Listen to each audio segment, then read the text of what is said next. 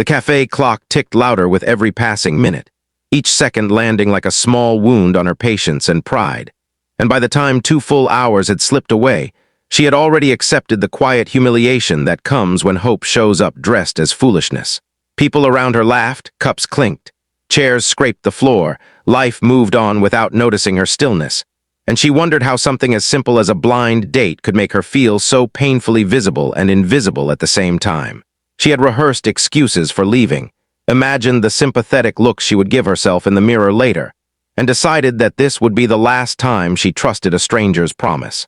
And then the door opened, and the man who walked in shattered every expectation she had been clinging to. Before the story pulls you any deeper, take a moment right now.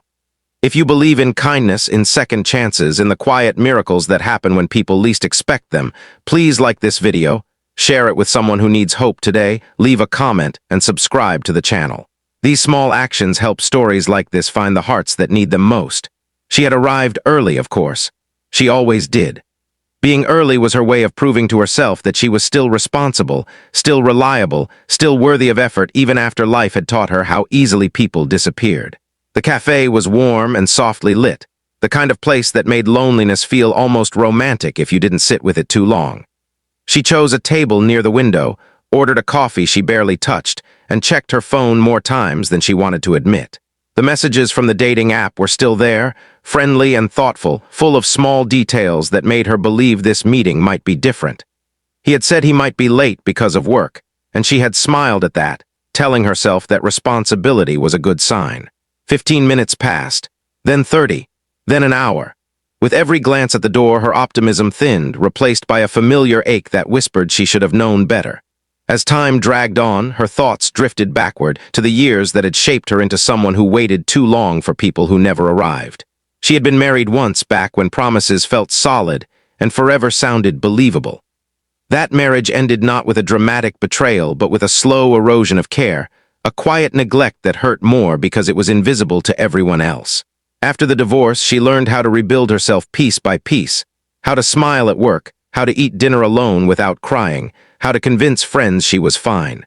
Dating again was supposed to be a sign of progress, proof that she was ready to let someone new in. Sitting alone in that cafe, she wondered if it was actually a mistake, a reopening of wounds she had spent years learning to close. The second hour was the hardest. By then, the staff had begun to recognize her as the woman who had been there too long with only 1 cup of coffee. She felt exposed, as if her disappointment was written across her face. She considered leaving at least a dozen times, each time telling herself just 5 more minutes. Those 5 minutes stretched thin, filled with self-blame and doubt. Maybe she had misunderstood the time. Maybe she wasn't interesting enough to deserve an explanation. Maybe this was simply the universe reminding her to lower her expectations. She gathered her bag, ready to stand up and walk away with what dignity she could salvage when the door opened again. The man who entered did not look like the one she had imagined during those long, waiting hours. He was older than his photos suggested, with streaks of gray in his hair and a tiredness in his eyes that spoke of long days and heavy responsibilities. He walked with a slight stiffness, carrying a worn leather bag that looked like it had followed him through years of hard-earned routines. There was nothing flashy about him, nothing polished in the way dating profiles often try to be. And yet there was something undeniably real about his presence, something grounded that made the noise of the cafe soften around him as he paused, scanning the room. Her first reaction was confusion, followed quickly by disappointment. This was not the man she had been picturing. This was not the easy fantasy that had helped her endure the wait. She felt foolish again, caught between leaving and staying, between protecting herself and giving this moment one last chance. When his eyes finally found her, there was no smooth confidence in his expression, only relief mixed with nervous uncertainty. He moved toward her table slowly, as if afraid she might vanish if he hurried. What struck her most was not his appearance, but the weight he seemed to carry, the kind that does not come from age alone but from responsibility, loss, and persistence. As he sat down, she noticed his hands tremble slightly, noticed the deep breath he took as if he had been holding it for far too long. She braced herself for an excuse, for a shallow apology that would confirm her worst assumptions. Instead, she felt the atmosphere shift, the tension she had built around her heart hesitating, unsure of how to respond. As the minutes passed, something unexpected happened. The irritation she had nursed for 2 hours began to loosen its grip. He did not try to impress her. He did not pretend to be someone else. There was an honesty in the way he carried himself, a vulnerability that felt rare and disarming. She learned, not through dramatic revelations, but through small, unguarded moments, that his lateness was not carelessness. He was a single father who had just come from the hospital, where his teenage son had undergone a minor but frightening procedure.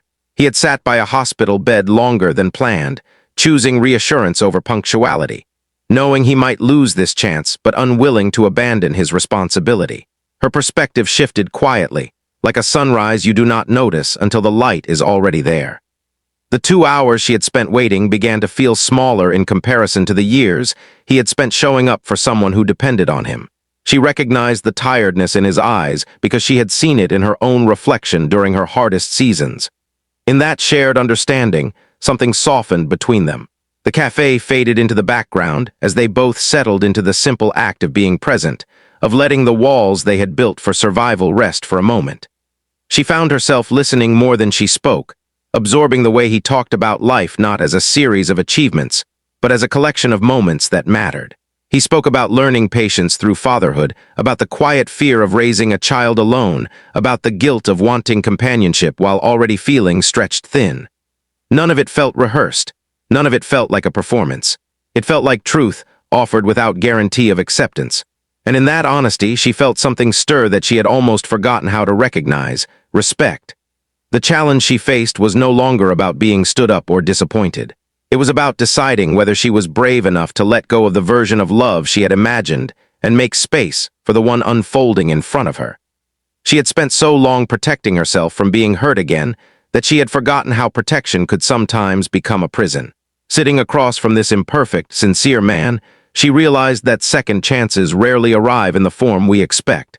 They come quietly, carrying flaws, asking us to see beyond the surface. By the time they stood to leave, the 2 hours of waiting no longer felt wasted. They felt necessary, like a test of endurance that had prepared her for a different kind of connection.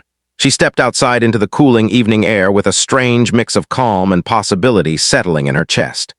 There were no promises made, no dramatic declarations, just a shared understanding that something meaningful had begun, not because it was easy, but because it was real.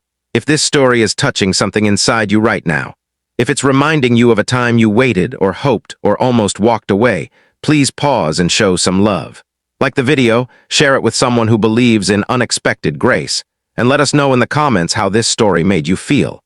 Your engagement helps these stories reach hearts that are still waiting for their own turning point.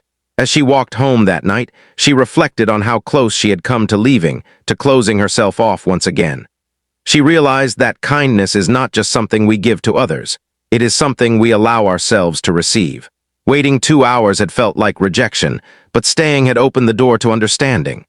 Life, she understood now, does not reward us for perfect timing, but for patience, empathy, and the courage to stay when walking away would be easier.